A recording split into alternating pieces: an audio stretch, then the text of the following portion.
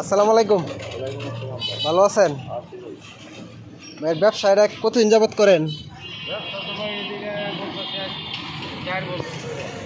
একই ব্যবসার সাথে 4 বছর। কি কি আছে? চা না? খারাপ দেখে শরবত লাগাইছে। আচ্ছা, এটা কি শরবত বিক্রি করেন? শরবত বিক্রি করে। এটা কি কি দিয়ে বিক্রি করেন? শরবত বিক্রি করে লেবু, লবণ, লেবার দিয়ে।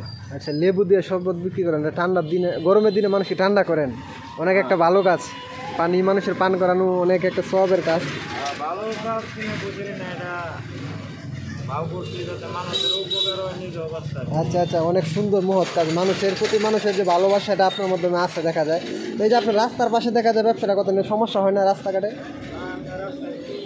রাস্তাঘাটে সমস্যা হয় না। আজকে তো বন্ধের দিন, যা লোক সংখ্যা কম আছে না? আজকে সারাদিনে কত টাকা বিক্রি করছেন? 2 মাস ধরে কেমন টাকা বিক্রি করেন? এমন টাকা বলতে পারি না, কিন্তু 2-2.5 মাস আগে 2 বেলায় 400-500 টাকা ইনকাম করতাম। আচ্ছা আচ্ছা, তো 2 বেলায় দেখা যায় 200 টাকাও ইনকাম হয় না। সারাদিনে 200 টাকাও ইনকাম হয় না? সরকারটা থেকে মোটামুটি 2-250। আচ্ছা, তাহলে কিভাবে এই যে 200-250 টাকার ধরনের গাড়ি জিনিসপত্র কিনে তাহলে কিভাবে চলেন? কষ্ট মষ্ট করে কষ্ট করে চলেন। আজকে কত টাকা কামাইছেন? দোকান খোলার পরে কোথায় শরবত, চা, বিস্কিট, সিগারেট মিলে 200 টাকা। লাভ হইব কত? আমি আচ্ছা আচ্ছা, সারাদিন 50-60 মাত্র। আচ্ছা, তো টোটাল আপনার 200 টাকা বিক্রি করলে 50 টাকা টিকবে। তাহলে এই 50 টাকা দিয়ে তো বাজারও হবে না কোনো কিছু। কি করা যাবে?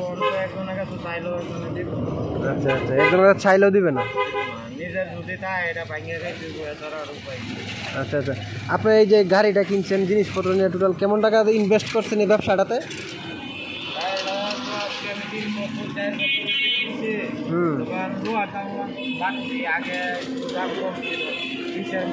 গাড়িটা আমার তৈরি করছে। আচ্ছা, ব্যবসা বাণিজ্য ভালো আছে, কিন্তু এখন 2-2.5 মাস ধরে এত খারাপ।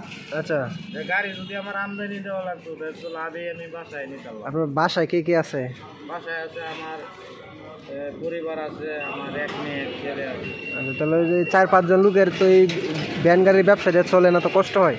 আগে তো খুব পালামতি চলতাম, 2-2.5 মাস ধরে খুবই কষ্টে। অনেক কষ্টে আছেন।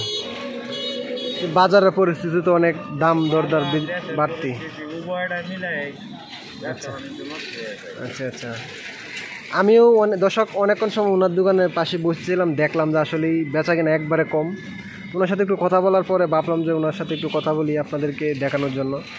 তো আমাদের একটা চ্যানেল আছে, ইউটিউব ফেসবুক পেজ, এর নাম হচ্ছে হেল্পিং আদার্স বিডি।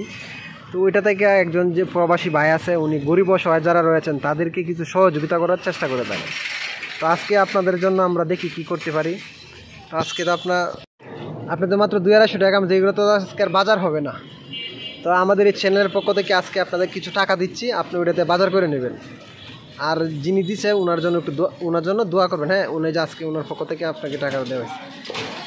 আপনি খুশি আছেন? খুশি আছি ভাই। আর অভাব জিনিসটা মনে করেন চাওয়া না। আচ্ছা আচ্ছা, এটা তো না না, আপনাকে এটা দেওয়া হয়েছে। যিনি দিচ্ছেন উনি আসলে অনেক বড় মনের মানুষ। উনি প্রত্যেকটা জায়গায় মানুষকে দেওয়ার জন্য কিছু চেষ্টা করে থাকে। আমি দোয়া করি। আচ্ছা আচ্ছা আচ্ছা, ওনার জন্য দোয়া করবেন যাতে এইভাবে মানুষকে আরও সহযোগিতা করতে পারে। আরো বড় হোক এবং আপনার মতো পরিস্থিতি যারা আছে জি জি, যাতে উনি দেখে নিতে পারে। আচ্ছা আচ্ছা, হ্যাঁ, উনিও এটাই চেষ্টা করে যাতে গরিব যারা আছেন তাদেরকে সহযোগিতা করতে পারে। তো ভালো থাকবেন।